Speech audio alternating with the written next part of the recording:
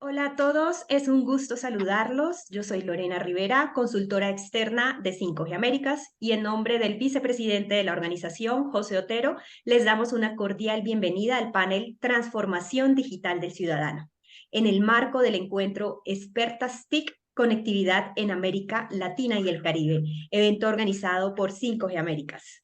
A continuación, presentaré a las mujeres expertas del sector que harán parte de la conversación sobre transformación digital del ciudadano desde una perspectiva regional.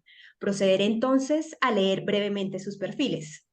La moderadora del panel es Noelia Telles Tejada, quien se desempeña como editora adjunta en telesemana.com. Ella es periodista y analista, acredita más de 20 años de labor ininterrumpida en medios gráficos, digitales y radiales. Noelia está especializada en tecnología, negocios y telecomunicaciones. Y nuestras panelistas son Tina Lu, quien actualmente se desempeña como analista principal en Counterpoint Research. Ella es una profesional de vasta experiencia en consultoría, análisis en distintas industrias, con más de 16 años en el mercado de tecnología. Actualmente, Tina está basada en Buenos Aires, Argentina. Previamente estuvo más de 9 años en Nokia, ejerciendo múltiples roles entre las regiones de Américas y Europa. En años anteriores se desempeñó en marketing de producto y marca para Best Foods Unilever. Tina posee un MBA en Vanderbilt School of Global Management en Glendale, Arizona, Estados Unidos. Nuestra segunda panelista es Belén Carrillo. Belén es ingeniera en electrónica y redes de la información, con más de 10 años de experiencia en el sector de las telecomunicaciones y TIC. Ha ocupado altos cargos en la parte pública de su país y actualmente es miembro del Instituto de Ingenieros Eléctricos y Electrónicos, sección Ecuador, y es gerente regulatoria de una empresa de consultorías en telecomunicaciones y construcción de redes GPON con presencia a nivel nacional. Nuestra última panelista es Saraí Rojas. Ella es máster en política exterior y diplomacia. También es periodista con más de 20 años de experiencia en el sector de las telecomunicaciones. Saraí fue asesora de la presidencia de Honduras en temas de telecomunicaciones, de la Comisión Nacional de Telecomunicaciones CONATEL, ente regulador del Estado de Honduras. Actualmente, Saraí es directora del programa de televisión nacional e internacional Conecta Ya Honduras. Agradecemos entonces a este destacado grupo de expertas del sector en participar en el panel y doy la palabra a Noelia Telles, moderadora de la sesión. Adelante, Noelia, y muchas gracias. Bueno, muchas gracias, Lorena. La verdad que este evento virtual Expertas TIC, Conectividad en América Latina y el Caribe, que organizó 5G América, que cuenta con tres jornadas plagadas de especialistas, mujeres expertas, en las que me enorgullece participar. Es todo un logro, ¿no? Y muestra la clara convicción con la que trabaja José. Debo felicitarlo a José porque sé que no es fácil organizar una agenda eh, que esté integrada por tantas mujeres. Es uno de los grandes temas de la industria, la visibilidad de la labor de las mujeres en el sector. Y esta agenda, bueno, da muestra de ese compromiso, así que quiero arrancar por ahí, por celebrar la agenda que se consiguió programar para estas tres jornadas. En el caso del panel de hoy, el que estamos abordando en este momento, es el de transformación digital del ciudadano. Nos permite poner el foco en las experiencias, en las acciones concretas que se llevaron, se llevan y esperamos que se lleven adelante en la región. Conversar sobre lo que sería deseable, ¿no? Que sucediera también, aprovechar este espacio para pensar en voz alta, me parece siempre eh, oportuno hacerlo. Quizá la pregunta que atraviese toda esta charla es la que busque responder cómo se pueden abordar estos desafíos de la transformación digital del presente con las brechas existentes que son profundas y que involucran la accesibilidad a los servicios, la asequibilidad a servicios y a dispositivos, la alfabetización de las poblaciones y su empoderamiento, que es un dato no menor, pero también la calidad de los servicios, ¿no? Con qué tipo de conectividad se está llegando a las poblaciones que permite o no, por ejemplo, generar conocimiento. O, bueno, lo decía recién, la cuestión de género. Son muchas las brechas, muchos condicionantes, muchos desafíos, Y también hay muchos aspectos que son regulatorios, que posibilitan o no que se desarrolle y se resuelva de forma feliz estos temas. Yo le doy la bienvenida, aunque recién las presentó Lorena, a Belén Carrillo, a Saray Rojas y a Tina Lu. Gracias por estar acá, por acompañarme a pensar entre las cuatro estos temas. Si les parece, arranquemos. ¿Cómo se pueden abordar estos desafíos de la transformación digital con esta cantidad de brechas que planteaba recién? ¿Cómo se está resolviendo en cada uno de sus territorios, en las naciones donde ustedes tienen particular ejercicio? Si les parece, arranquemos por Belén Carrillo. Contame, Belén, cómo lo están trabajando en Ecuador, cómo ves el escenario. Sí, gracias Noelia. Bueno, hola con todos. Muchísimas gracias por la invitación a José y sí me uno también a la felicitación de Noelia. Es impresionante cómo José siempre nos une, nos conecta y realmente hemos creado una red fuerte a nivel latinoamericano y también dentro de Ecuador tenemos una red fuerte de expertas TICs, ¿no? Y ahora un buen espacio que podemos abordar este tema tan importante que lo has topado tú, Noelia, como que estas brechas, ¿cómo las vamos a abordar, ¿no? ¿Cómo las vamos a abordar? Y para ello, primero me gustaría enfocar a lo que sucedió en marzo de este año, que fue la 25ª, o octava, perdón, Cumbre Iberoamericana de Jefes y Jefas de Estado de Gobierno que se realizó en República Dominicana, en donde básicamente ahí se abordó como un eje principal, uno de los cuatro, estas 22 naciones reunidas, el instrumento principal fue el tema de la transformación digital y realmente plantearon ahí soluciones importantes a varios temas que se están tratando en cada una de los países que prácticamente son iguales, no son transversales. Las brechas son realmente no solo de género, sino también socioeconómicas, son de conocimiento, son desde también temas abordados desde la educación. Entonces, hablaron varios de estos temas y yo voy a tomar algo importante que dijo el presidente de Colombia. Él dijo, finalmente a veces esto se vuelve retórico, ¿ya? Entonces nosotros trabajamos, hacemos regulación, firmamos cartas, ponemos temas de leyes, pero no se queda en la retórica. Entonces, abordar la transformación digital, que ya es un tema transversal, ya no es telco ni TICs como lo veíamos antes, ahora es un tema transversal. Antes hablábamos de economía, hoy hablamos de e-commerce, antes hablábamos de agroindustria, ahora hablamos de agrotech, la educación en igual sentido. Entonces, ahorita, ¿cómo no abordar estos temas de una forma retórica, sino ya que sea propiamente de los países y que haya una consolidación?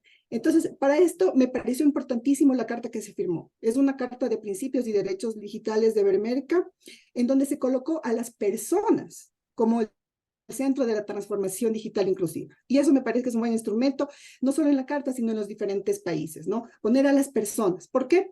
Porque la transformación digital realmente comienza desde ahí, desde las personas. Luego se va a los procesos y finalmente es el uso de la tecnología. Si nosotros como personas y en un tema de inclusión, no solo las personas que estamos dentro del campo de la tecnología, sino en general la ciudadanía entra con un cambio cultural, podemos ya enfocarnos a la transformación digital. Y ahorita trabajar porque no sea retórico como muchas leyes, sino que realmente comencemos a trabajar enfocado en las personas, con capacitaciones, con cambio de currículums en los niños para que desde pequeños puedan hablar ya de tecnología, y esos son parte de los temas que también propongo que podamos abordar aquí en el panel. Buena idea, Belén. Sí, sobre todo porque lo que planteó el presidente colombiano en aquella oportunidad también fue, comencemos a trabajar regionalmente la agenda. Así, así es. Y eso, ese planteo fue muy interesante porque multiplica la apuesta, ¿no? Va mucho más Exacto. allá de lo que es el trabajo territorial de cada una de las naciones y pensar en esas sinergias que se pueden hacer regionales. Quizás por Exacto. ahí esté la clave, tal cual. Así es. Bueno, genial. Saray, ¿cómo ves vos el escenario desde Honduras? ¿Qué iniciativas se estuvieron desarrollando? ¿Cómo ves que se esté planteando este tema de la transformación digital con foco en el ciudadano, a colación de lo que decía Belén, de esta integración regional? Bueno, muchísimas gracias, Noelia, por participar, por hacernos participar en este foro. Igual que 5G América, un saludo a las participantes que están acá, dignas de representar las mujeres en el tema de las TICs, y eso es muy bueno. Con respecto a los desafíos y la transformación digital en nuestro país, Honduras ha venido trabajando desde décadas anteriores, no precisamente en la actualidad, en cuanto a la transformación digital del ciudadano. Sí se ha venido haciendo un trabajo arduo. Aproximadamente desde el año 2013, Honduras hizo un cambio en cuanto a lo que es una reforma a la ley marco de telecomunicaciones, donde dio vida a la Dirección de Tecnología de la Información y Comunicación TIC. Nosotros tenemos una ley marco desde el año de 1995 y se hizo esa reforma en el Congreso precisamente para tener una dirección que pueda desarrollar las tecnologías de la información y comunicación.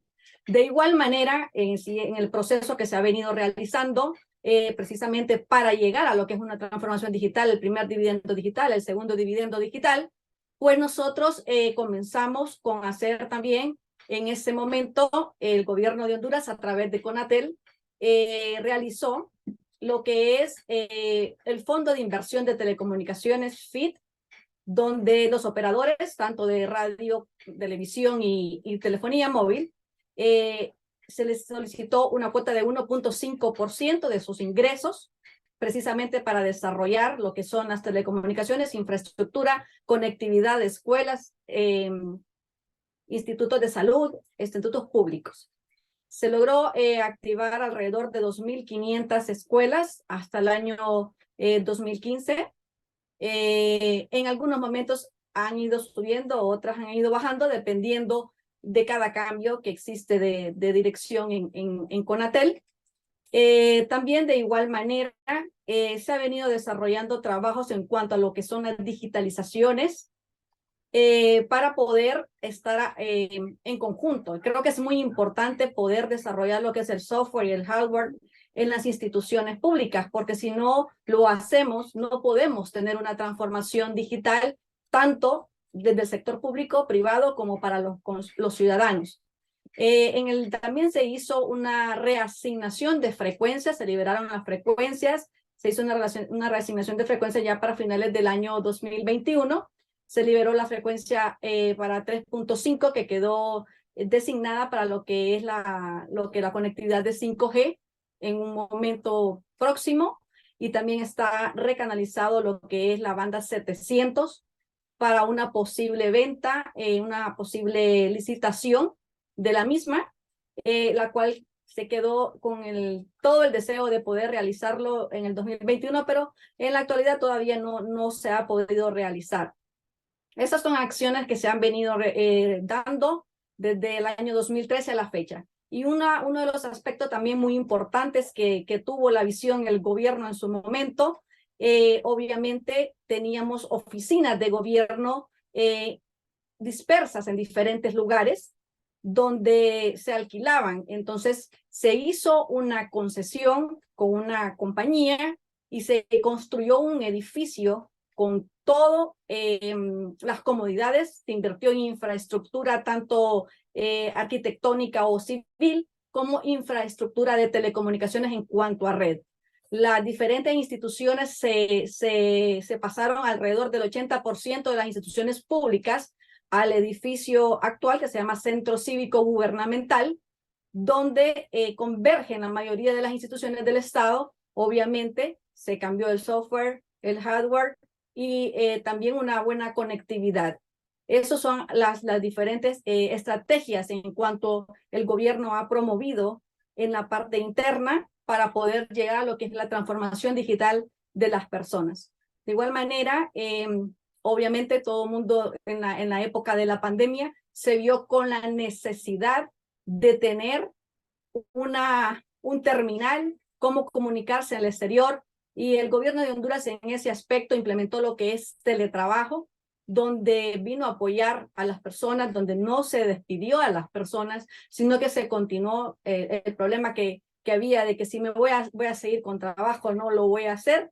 Bueno, el gobierno emitió un decreto donde pudo establecerlo legalmente y en debida forma bajo la ley también laboral, de trabajo por hora y el teletrabajo con las personas. Posteriormente, pues igual con las escuelas, se hizo un trabajo de telebásica, donde se trató de poder seguirle dando la educación a los niños, en vista que fue el sector público el que más ha sido golpeado, creo que a nivel latinoamericano, porque son los que menos tienen los recursos para tener un aparato tecnológico. De igual manera, el gobierno, a partir más o menos del 2018, ha utilizado mucho lo que es la cooperación internacional, y en este caso hizo una cooperación, empezó a hacer una cooperación con el gobierno de Corea. El proyecto se llama Jontico, bajo la dirección general del profesional DGDP. Ellos lo ejecutan a través de un Centro Regional de Formación Permanente Centro-Sur Oriente, que se llama Jontico, y tiene una influencia en 5 departamentos de la zona de nuestro país. ¿Y qué es Jontico? Ellos dan capacitaciones de transformación digital, robótica, TICs y habilidades a los maestros. Como decía acá la compañera, es importante que el individuo se vaya transformando digitalmente. Si nosotros llevamos conectividad, como muchas veces, y estoy segura que también en los gobiernos de los que nos están observando de Latinoamérica, hemos tenido varios procesos de conectividad en diferentes países, el Plan Ceibal en Uruguay, una mochila, un niño en El Salvador, en Nicaragua también estaba algo de la mochila digital. Aquí hemos tenido Plan Nacional de Banda Ancha, Honducatracho, muchos de ellos, varios planes de ellos, pero llevamos la conectividad a los diferentes centros educativos, y nos encontrábamos con la sorpresa de que el maestro no estaba con la transformación digital, no sabía cómo utilizar la computadora, y por consiguiente no podía transmitir esa información a los menores, a los niños de las escuelas. Pues en ese sentido, pues el gobierno, en base a la cooperación internacional, que creo que es muy importante hacer alianzas público-privadas, ya que nosotros no podemos desarrollarlas, ha hecho esa colaboración con Corea, y han capacitado alrededor de 700 maestros a nivel nacional, y en la actualidad pues el gobierno lo ha visto con muy buena con una muy buena importancia, habilidad, y ha apoyado al sector de educación, porque también apoya a los maestros para que les den los permisos, viajen de las zonas rurales y vengan aquí al Centro de Formación Permanente del Centro Suroriente, que está aquí en Tegucigalpa. Así que creo que hemos trabajado un poquito de atrás para adelante, pero ahora, después de la pandemia, ha sido acelerado incrementar el desarrollo de las habilidades con las personas. De igual manera, se hizo algunas actividades como poder transferir y pagar a través de una agenda digital. Se creó un gobierno digital, una agenda digital, con el deseo de minimizar los costos y facilidad y accesibilidad de las personas, sobre todo para aquellas personas de adultos mayores, que el gobierno tiene un bono que le da a los adultos mayores, y bueno, en lugar de estar yendo a cada banco, a una sucursal, pues se podía hacer una transferencia bancaria. Claro. En ese momento se pudo realizar. Básicamente son las acciones que nosotros hemos venido haciendo y trabajando precisamente para ello. Excelente, Sara, hiciste un panorama súper completo del trabajo que abordaron, y planteaste un montón de temas que son estructurales. Agenda digital, la dificultad de que estas agendas vayan más allá de las gestiones estrictamente políticas, ¿no? Que sean como programas de país más allá de que sean programas de gobierno, que eso muchas veces es dificultoso que tengan continuidad, porque los gobiernos tienen diferente visión del sentido de la gestión política. Entonces, muchas veces eso impide que se desarrollen en el tiempo. Vos, Tina, ¿cómo ves el desarrollo de esta transformación digital del ciudadano? ¿Qué balance haces como para introducir el tema? Quiero traer un poco lo que dijo Saraí y Belén, ¿no? Que es eso de poner el usuario final en la agenda. Y por eso eso es tan importante y eso debería trascender a través de los gobiernos. Y me estaba acordando, o sea, lo tenía en la mente lo que mencionó Saraí del plan Ceibal. O sea, cómo es una necesidad, pero tener una continuidad y es todo poder proveer realmente todo el proceso. No digo, bueno, voy y le doy un dispositivo, pero ¿qué hago con el dispositivo? O voy y doy conexión en el colegio, pero ¿qué hago con esa conexión? Tengo que tener un programa que aborde, decir, a ver, ¿qué es lo que quiero al final? ¿Qué es lo que le estoy entregando al individuo, a la persona? Y sobre eso empezar a trabajar un poco para atrás, porque las herramientas están, pero es cómo hacer la cadena de valores para darle ese valor al usuario final y no como partes, porque al final se pierde en el todo. La transformación digital no, especialmente en las capas más, cuando ya, o sea, en las capas más altas es una cosa, pero en las capas más bajas hay una necesidad de educación que es tan importante que si no se toma eso como principio, todo lo demás es en vano. Esa es la sensación, ¿no? Y otra de las cosas de la transformación digital que estamos hablando, y es un tema de que lo que estaba hablando un poco José, y del recambio de celulares, ¿no? ¿Cuál es el recambio? Y que cada vez el tiempo de recambio es más alto. Ahora estoy cerrando, pero es entre 37 y 38, 39 meses. O sea, ¿por qué? Porque cada vez pagamos más por el celular, nos quedamos más tiempo con el celular, entonces eso hace que lo cambiemos. Pero no está mal eso. Está bien que lo cambiemos cada vez, que digamos que ese cambio, porque hay muchos otros temas, ¿no? De decir todo lo que es el e-waste, todo lo que es el que no, desuso el anterior y la cantidad de basura digital que tienen en la casa. Y decís, ¿y qué hago con eso? Bueno, eso es una parte. Y por otra parte es también el hecho de que, bueno, que tienen una relación y tienen como más, lo usan como realmente como herramienta. Y ahí es donde se entra un poco en los gobiernos de ver en la parte de impuestos, ¿no? Porque el que compra la gama alta tiene para comprar para la gama alta, pero en la gama baja no. Digo, por ejemplo, Ecuador. Ecuador bajó los impuestos y realmente, o sea, la gente pudo acceder al dispositivo muchísimo más.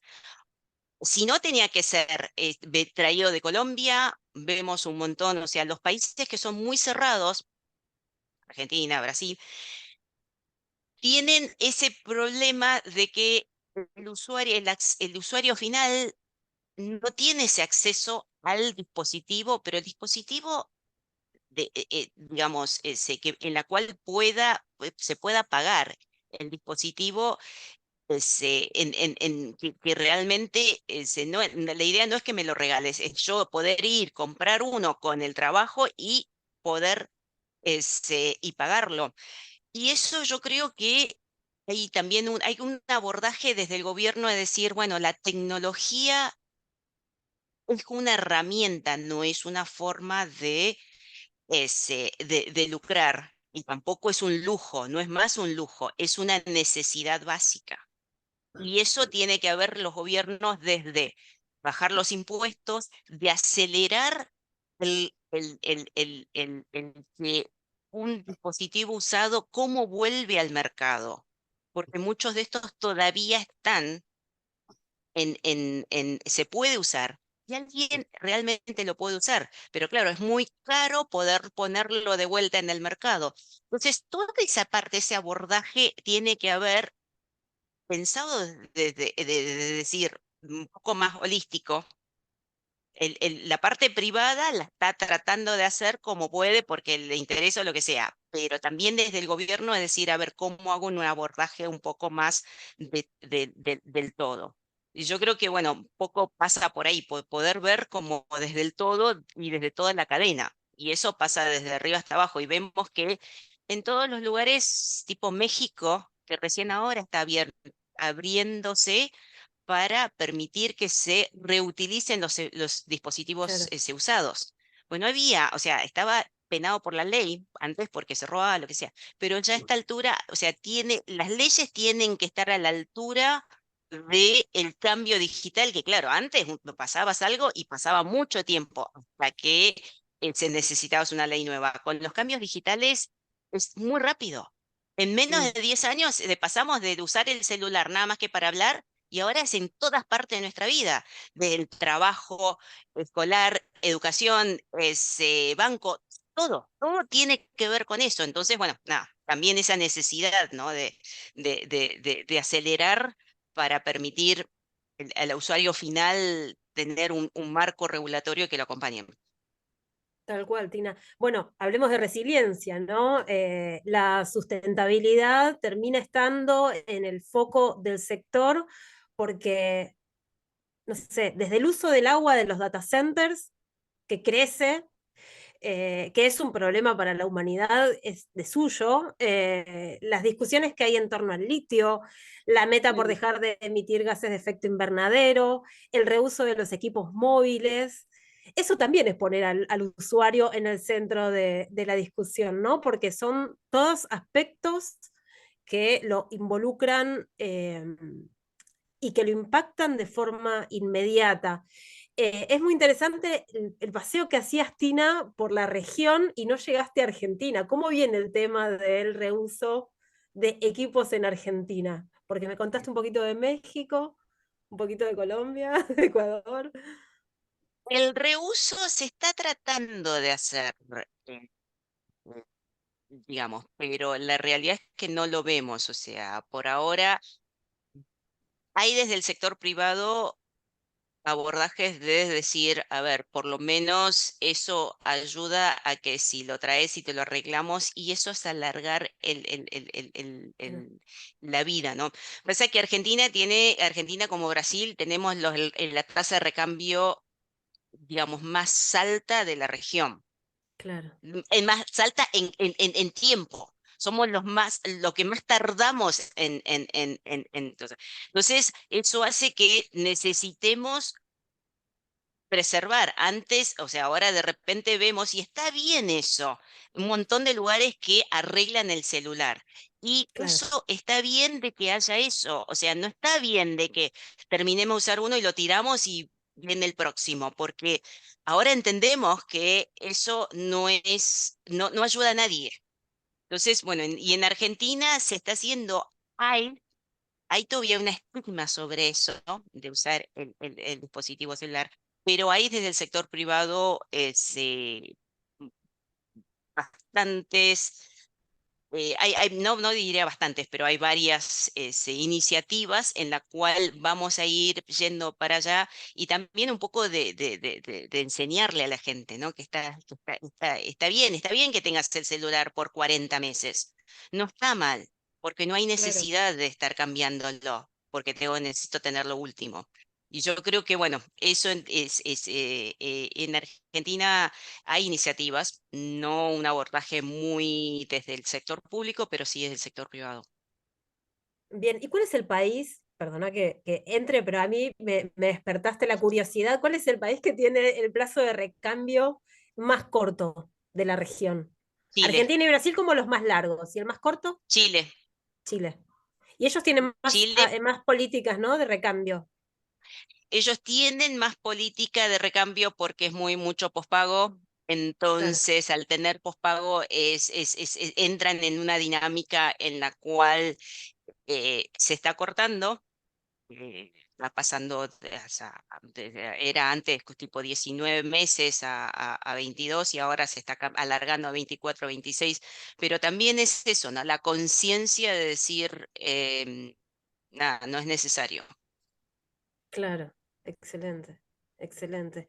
Bueno, alfabetizar también, ¿no? Es parte integral de todo esto, porque es empoderar a las mujeres, pero también a los hombres, a las disidencias, poder cuidar las infancias, saber para qué y por qué es importante, por ejemplo, proteger los datos, proteger las intimidades. Hay como un universo de temas que están en torno a la alfabetización digital y que involucra, a mí me parece que uno de los temas más importantes es el poder generar conocimiento a partir del uso de Internet, ¿no? Que el usuario, digamos, poner al usuario, y vuelvo a lo que decías, Belén, poner al usuario en el centro, no es que el usuario sea un consumidor, un mero consumidor, sino que sea un productor de conocimiento, un productor eh, de, de, mm, de productos también, ¿por qué no? Porque puede comercializar lo que desarrolla. Contame cómo están trabajando ese aspecto de la alfabetización digital allá. Ujú. Sí, sí, Noelia, justamente topaste un tema importante que es el tema de la protección de datos y la identidad digital, ¿no? Que tenemos nosotros. En Ecuador sí tenemos nosotros desde el 2021 la ley de protección de datos. Luego, en diciembre de 2022 se aprobó la ley FinTech. En el 7 de febrero de este año tenemos la ley de transformación digital y estamos con reglamento nuevo en este mes. El 6 de julio de este mes se aprobó el reglamento a la ley de transformación digital. Y todos estos instrumentos apuntan principalmente uno de sus ejes al tema de protección de datos de identidad digital, lo cual es importantísimo porque nosotros, como tú bien decías, somos los ciudadanos, ¿no? Los ciudadanos de la transformación digital somos el principal motor de la producción de nueva tecnología, porque justamente utilizamos y vamos generando más conocimiento para poder utilizar mejor las tecnologías o crear nuevas tecnologías, ¿no? Y dentro de esta cadena me uno a lo que decía Tina, ¿no? Nosotros a veces damos la ley, por ejemplo, o algún instrumento, pero no vemos todo el ecosistema que está involucrado en ello, ¿no? Para que las personas conozcan que tienen identidad, que tienen derechos digitales y que finalmente pueden proveer conocimiento a otras personas. Entonces, por ejemplo, aquí en Ecuador, una de las cosas que es un proyecto que ha venido evolucionando es los puntos wifi, ¿no? Los puntos wifi que se van poniendo en los diferentes lugares y zonas rurales específicamente para que las personas puedan tener conectividad. Ya, están los puntos wifi, pero nos falta el terminal, nos falta el conocimiento, nos faltan las capacitaciones, la parte socioeconómica importante también para poder acceder allá. Entonces, no es solo el punto de poner la conectividad, ¿no? Sino de ver todo este ecosistema de que las personas puedan ser el eje estratégico de la generación de nuevo conocimiento. Y estas leyes y reglamentos que acabo de mencionar abordan ya este tema, ¿no? Entonces, el momento ahorita ya de comenzar a trabajar, tenemos varios avances aquí dentro de Ecuador, pero hay un camino largo aún para el tema de transformación digital y que se pueda también topar de una manera sensible a lo que es la generación de conocimiento. Eso es realmente lo que está pasando aquí en Ecuador. Entiendo que en todos los demás países es lo mismo. En esta reunión, esta cumbre que hubo esta necesidad, ¿no? Los lugares rurales en todos los países tienen esta falencia, y ahí no hay el problema que decía Tina, ¿no? De cambiar el celular, porque ahí todavía lo tienen. Y de hecho tienen celulares que todavía están enganchados en redes 2G.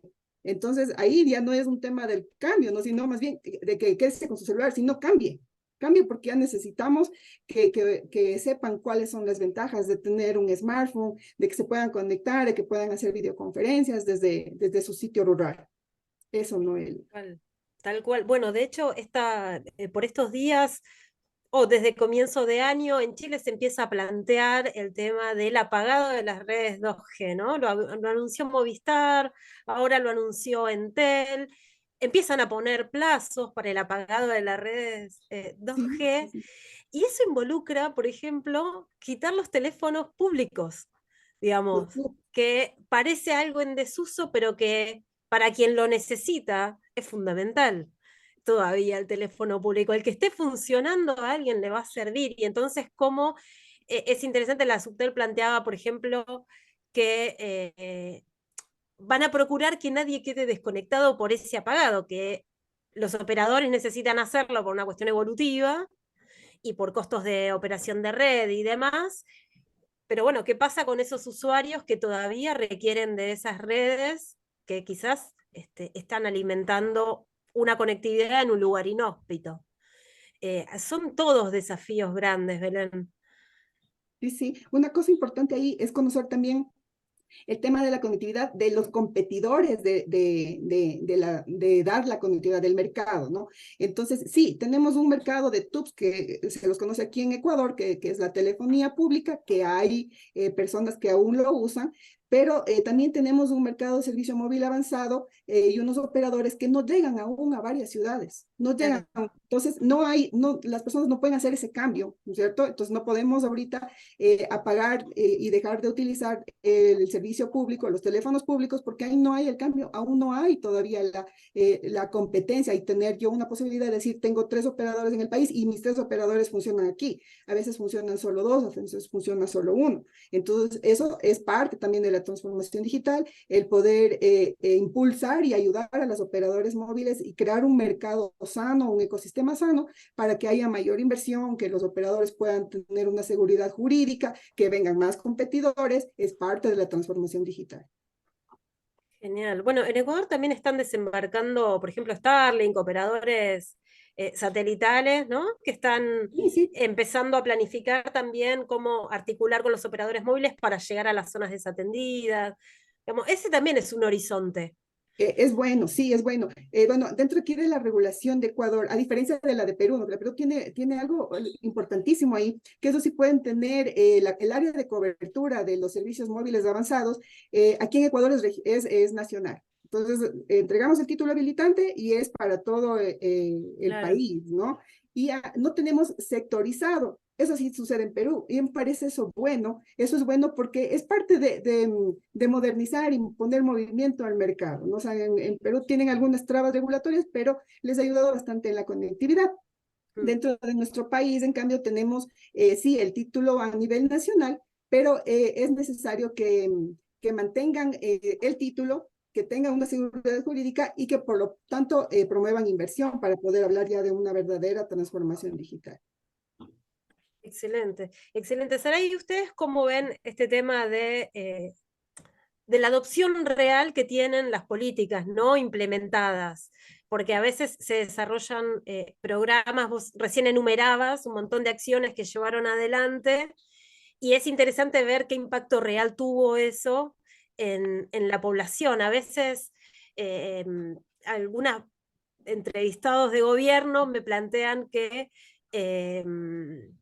es en algún punto un poco desilusionante que la gente no termine de o de ver o de reconocer ciertas iniciativas de gestión para las que se involucraron muchos esfuerzos, que quizás no llegan a entenderlo como parte de la política pública. Digo, a eso voy, ¿no? Que reciben la herramienta, reciben los dispositivos, la conectividad, y no lo asocian con el logro de una gestión, por ejemplo. Sí, la verdad que antes de contestarte la pregunta, también estaba en consonancia con las compañeras, tanto con Belén y con Tina, con respecto a los terminales y los operadores. Creo que siempre he tenido yo en mi mente que lo más importante es tener un terminal, así que abaratar los costos para que las personas puedan tener un smart, un teléfono inteligente, para poder ayudar a lo que es la transformación digital del ciudadano. Porque muchas veces, tal vez no los operadores, pero sí los distribuidores de las telefonías, se enfocan en vender los teléfonos de gama baja en precios altos. Entonces las personas ahí tienen una pequeña, o siento que es una limitante, porque no tiene todo el mundo la accesibilidad económica para poder comprar un teléfono alto, pues de un precio alto. Y también es una de las barreras que hasta cierto punto puede o ha venido retrasando lo que es la transformación digital en cuanto al ciudadano y la penetración de banda ancha. En cuanto a la pregunta que usted me estaba realizando precisamente, sí, Honduras ha hecho varias gestiones muy buenas gestiones, buenas actividades. Han habido varias presentaciones de proyectos en cuanto a lo que es conectividad, de inclusión social para con los menos favorecidos, incluyendo tanto la educación como la parte de salud. Sin embargo, muchas veces creo que se viene dando que cambian tanto de nombre cuando haya un cambio de gobierno, simple y sencillamente por una razón, que no tienen una hoja de ruta y no tienen una política pública establecida. Cuando uno tiene en su gobierno una política pública establecida, aunque haya un plan de nación, que el plan de nación se ejecute en el país y posteriormente, hablando de la parte de lo que es la diplomacia ya internacional, una vez que está el plan de nación establecido en un país, es cuando se puede divulgar a nivel internacional para generar la inversión internacional. Simplificar procesos y la gestión pública es muy importante para dinamizar el sector, traer mayor competitividad de gobierno y dar una democracia participativa que promueva la transparencia. De igual manera, eso viene a hacer una credibilidad jurídica en la institución y poder invertir. Cuando hay ese tipo de cambios y no existe una política pública, es a donde viene todo el esfuerzo anterior y se viene abajo. Porque muchas veces, y así es, sin ofender a ninguno de los gobiernos de ninguno de los países, pero es por lo general así se da cuando hay un cambio, una sucesión de gobierno. La persona viene con otra idea quizás, o los asesores tienen otra idea. Quizás enfocada en las mismas, porque educación, salud, es lo más importante para todos los países. Poder desarrollar la parte educativa y de salud es fundamental, sin eso no podemos crecer. Y creo que con eso de la pandemia ha habido un retraso fuerte en la educación formal por lo mismo, y no digamos con la parte de la conectividad. Sin embargo, yo hasta cierto punto siempre he pensado sobre todo en el tema de Centroamérica. Centroamérica tiene un tratado de telecomunicaciones que data desde 1966. Guatemala, El Salvador, Honduras, Nicaragua, Costa Rica, está Panamá, México y Dominicana. Es un tratado que se hizo específicamente para desarrollar y promover las telecomunicaciones del sector, de las personas, de los estados que firmaron y que forman parte de ese tratado. Si tú unes todo eso, continente de las Américas, es increíble la cantidad de habitantes, porque solo México, bueno, tiene una gran cantidad, así que en este momento no lo podía contabilizar, que unes para poder utilizar el tratado de la Comisión Técnica, que es lo que le da la vida a la Comisión Técnica Regional de Telecomunicaciones, Comtelca. Entonces yo siempre he hablado y de hecho hice un estudio precisamente en la maestría en cuanto al tema de la utilización del Tratado Centroamericano en los ciclos de básica 1 a tercer grado. ¿Cómo utilizarlo? Con una política pública acompañado de un tratado donde está específicamente elaborado para ello, ¿qué mejor término de transparencia puede tener un gobierno? Que no se vaya a venir a caer porque otro gobierno piense que no es así. Le da seguridad al ciudadano que hay un tratado que está respaldado por 6 países, que forma parte Honduras, que ellos le puedan dar el acompañamiento técnico y acompañamiento como una veeduría jurídica de que el proyecto se está realizando, utilizar también una política pública. El ente regulador de Honduras no genera como tal una política pública, pero sí puede plantearla al Consejo de Ministros y obviamente con la directriz de la Presidencia de la República.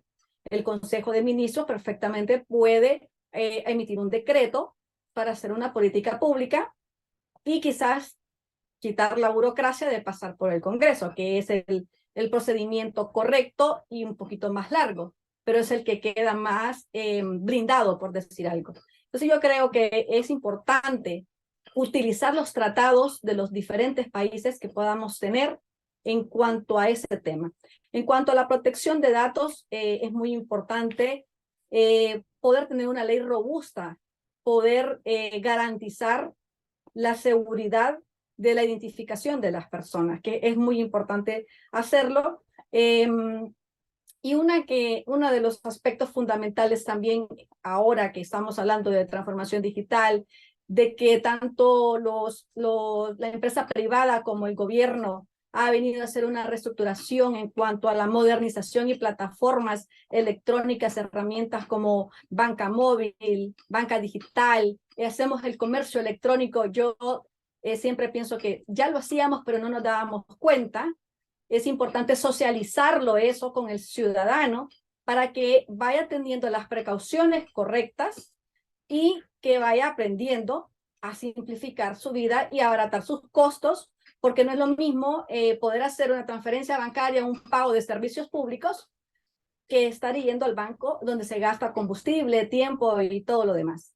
Y creo que es importante poder trabajar en esa área y que también la parte de ciberseguridad como política de un Estado es fundamental, es un pilar fundamental, porque así se le puede dar un apoyo jurídico a las empresas de la banca, a la inversión internacional, donde pueda decir, ok, pasa esto, pero tengo el documento jurídico en el cual yo me puedo respaldar si llego a tener una complicación de ese tipo. O sea, creo que la ciberseguridad es muy importante. El gobierno ha trabajado bastante en eso. Ha hecho, por ejemplo, realizó o certificó tres instituciones del gobierno en ISO 9001 en los últimos años hasta el 2021. Uno de ellos era la Presidencia de la República. También estuvo Conatel. Conatel estuvo certificado en cuanto a ISO 9001, y una empresa, una institución que se llamaba CEDIS, también fue certificada en cuanto a eso. Eso es para el tema de procesos, de algunos procesos. Entonces yo creo que eso es muy importante, que el gobierno pueda darle esa seguridad tanto al ciudadano, el usuario final, de que las transacciones que usa, que realiza, van a ser seguras y que van a tener un marco legal de cómo protegerse. Hay un montón de disparadores más y estamos llegando al tiempo pautado. Ciberseguridad es un temón. Cómo avanzaron los países en la región. Tina asiente y viene asintiendo lo que decía Saray. ¿Vos querés aportar algo a lo que decía Saray, Tina? Porque te veía como coincidiendo con muchas de las cosas que planteaba. Yo creo que totalmente, y estaba pensando volviendo al dispositivo, ¿no? De qué tan Claro, importante es que de enseñar al ciudadano, pero también desde la parte privada, de decir, digamos, o sea, de mantener esa seguridad. Y ahí entra un poco el costo que le sale a las empresas mantener esa seguridad, ¿no? Pues estamos muy conscientes que le decía, bueno, salgo a la calle y no puedo estar con el celular porque me lo puede ser que me lo saquen, pero a veces no estamos tan conscientes de que si me engancho en una red, en esa red claro, puede haber, o sea, gente. Y eso, todo eso viene por parte de la educación y de concientización, de decir, no es tan malo. Me acuerdo que hubo spots publicitarios que decían que te lo mostraban en forma más gráfica de lo que sería la parte de seguridad, de que el dispositivo no es menos, no estás menos expuesto por hacerlo online. Pero bueno, sí, es todo un tema ahí, y creo que hay un abordaje desde el parte público, también desde el parte privado, de decir cómo hacen y cómo ayudan a la gente, y de mantener esos patches de seguridad a pesar de pasar el tiempo, porque también pasa de que el dispositivo se tiene que cambiar porque ya no lo soporta. Entonces, claro. bueno, es todo un tema ahí a pensar, ¿no? Pero que hay que traerlo a la mesa y hablarlo. Tal cual, tal cual. Les propongo un último tema y para ir cerrando la charla, que es la cuestión de género, que me parece que tiene que estar presente sobre todo por el leitmotiv del foro. Digo, hay una discusión en torno de la accesibilidad y la visibilidad del trabajo de las mujeres, ¿no? En la industria. Digo, ¿es posible pensar que la regulación colabore en esto? ¿O es solo un esfuerzo que tienen que hacer los privados en términos de concientización de las gerencias y propiciar carreras de liderazgo? ¿O digo, hay una regulación en la que pueda establecer, por ejemplo, cuotas de género que las empresas tengan que cumplir? ¿Cómo ven ustedes este tema? ¿Cómo se puede facilitar esa igualdad que naturalmente no estaría sucediendo? ¿Cómo lo ven ustedes, Belén? Bueno, sí, súper interesante el tema regulatorio para poder implementar la participación femenina. Ha sido fundamental en estos últimos años, ¿no? Tenemos en el IFT mismo un claro ejemplo donde hay una cuota de personal femenino que tiene que estar ahí. Y en realidad en las empresas ecuatorianas y a nivel latinoamericano también ya comienza a haber un tema de cultura, de accesibilidad al género, ¿no? Entonces dicen, sí, tenemos que cumplir una cuota de mujeres, pero no hay una regulación per se para que pueda impulsar. Personalmente veo que la regulación no sería una ayuda, porque finalmente a veces la regulación puede entorpecer algunas cosas, ¿no? Entonces dicen, bueno, tengo que cumplir una cuota, tengo que poner una mujer y a veces van personas que no están capacitadas para el puesto, pero se tiene que cumplir la cuota, ¿no? Entonces, no es tanto el sentido que estén mujeres, sino que sean más mujeres capacitadas que puedan estar en el sector. Y eso definitivamente se crea desde la infancia. Aquí en Ecuador tenemos el Observatorio de Transformación Digital que todos los años hace la conmemoración de las niñas de NASTIC de una manera totalmente involucrativa como tiene que ser. Entonces, ¿qué es lo que hacen? Son los foros para motivar a las niñas a que sigan carreras tecnológicas y durante el año se realiza un seguimiento. Entonces, no es solo una charla motivacional, sino es un seguimiento constante en las escuelas, en los colegios, que sepan las niñas, ¿no? Entonces, ahí también yo tengo dentro de mi empresa también algunos incentivos de llevar a las niñas a hacer giras técnicas, no les hacemos subirse a los postes, les ponemos los cascos, hacemos que ellas sientan realmente lo que es un tema técnico y claro, ahí dependiendo de las habilidades, entonces ellas van a ir creciendo y van viendo, o sea, sí, yo quiero ser ingeniera, quiero ser abogada, quiero ser doctora, pero ya van a ver que tienen unas nuevas opciones. Entonces pienso que por ahí es donde debemos atacar el tema de la inclusión de género.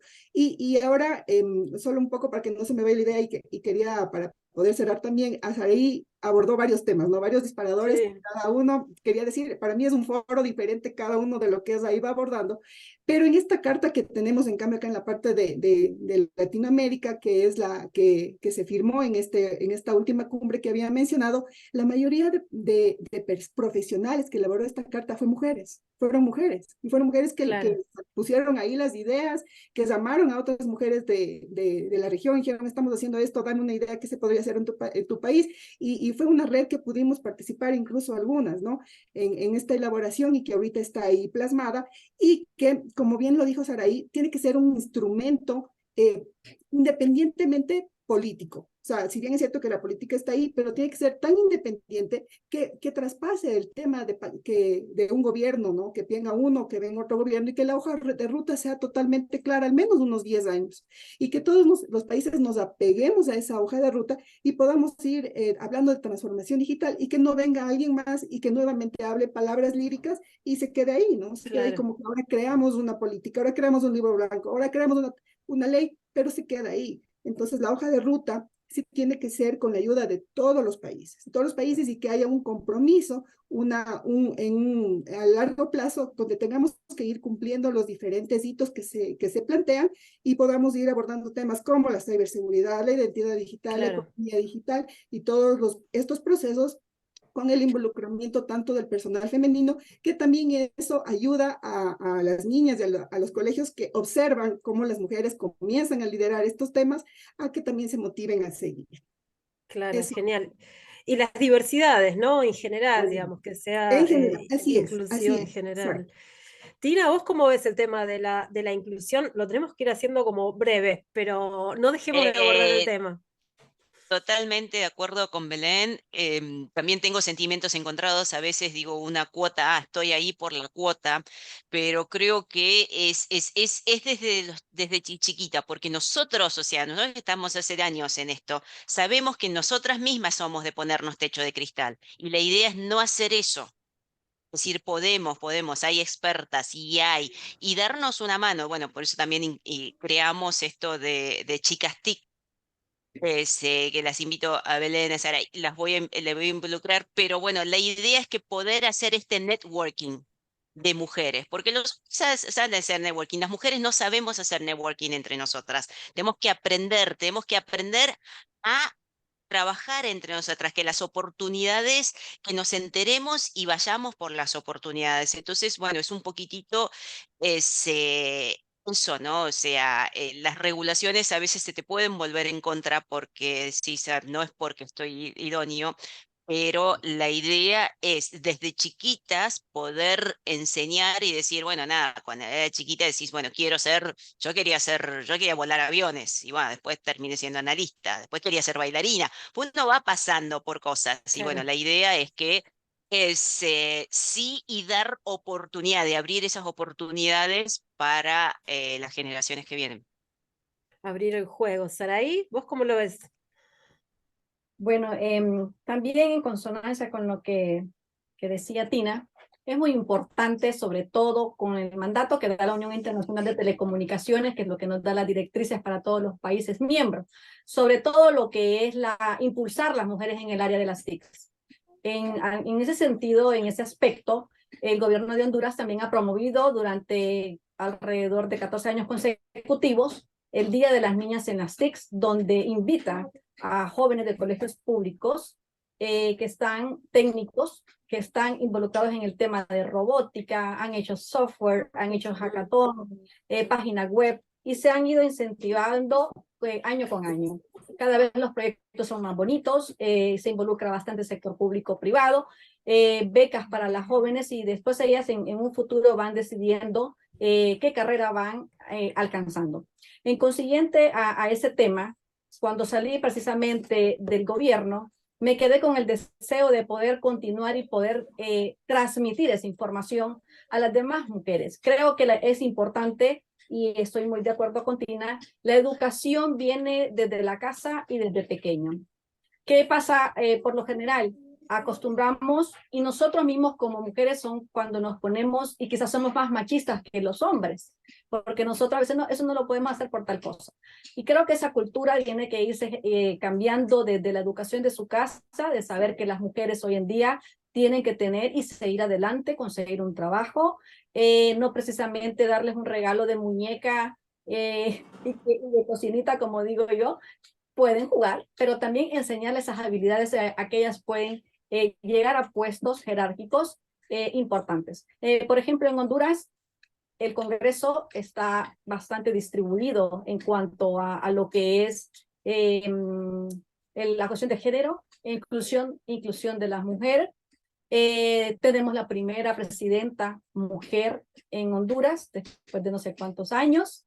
También tenemos la primera secretaria general de la UIT, como Miss Doreen Bodan, que eso es algo nunca antes visto, y creo que incentiva a la mujer para continuar con las carreras técnicas.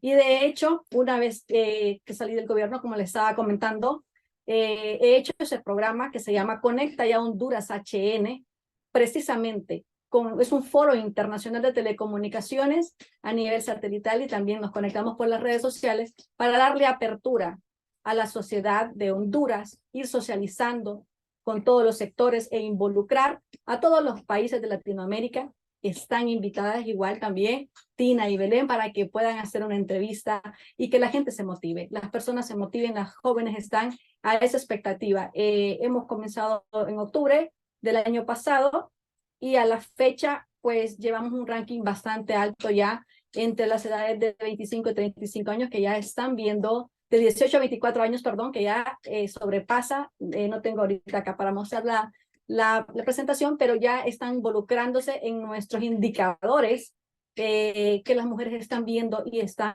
empoderándose en las TICs. Creo que es muy importante que podamos darnos una apertura en conjunto y apoyarnos, porque precisamente a veces el egoísmo no nos deja seguir adelante, y eso es muy importante, poder pensar como mujeres, como región, como lo que podemos dar al resto de las personas y crear una inclusión social entre nosotras mismas. Excelente. Bueno, no me queda más que agradecerles enormemente el tiempo, las reflexiones, compartir el espacio, pensar juntas sobre todos estos temas. Nos quedaron horas de charla, suele suceder, nos podemos volver a encontrar para seguir ampliando los temas. Este foro va a dar mucho más a lo largo de estas 3 jornadas. Yo quiero cerrar con una frase que a mí me representa mucho, que es de un escritor argentino, Roberto Art. Él dijo: el futuro es nuestro por prepotencia de trabajo. Crearemos nuestra literatura, no conversando continuamente sobre literatura, sino escribiendo. Eso lo puso en el prólogo de Los Lanzallamas. Fue un escritor, un periodista de comienzos de 1900, que tenía mucha convicción y mucha voluntad. Digo, hay habilitadores, hay posibilitadores que hacen, o inhibidores que impiden o facilitan el acceso, pero sin voluntad y sin creatividad me parece que nada sucede. Así que nada, con esa idea, con esa fuerza, me gustaría cerrar esta charla, agradecerle al equipo de 5G Américas por la invitación, a José, a Tina, a Saraí, Belén por estar acá esta tarde, Lorena que nos hizo esa hermosa presentación, y bueno, invitarlos a todos, a todas, a quedarnos en la continuidad de este gran foro. Muchas gracias. Hasta luego. Muchas gracias. Gracias. Saludos a Gracias todos. 5G, gracias Noé.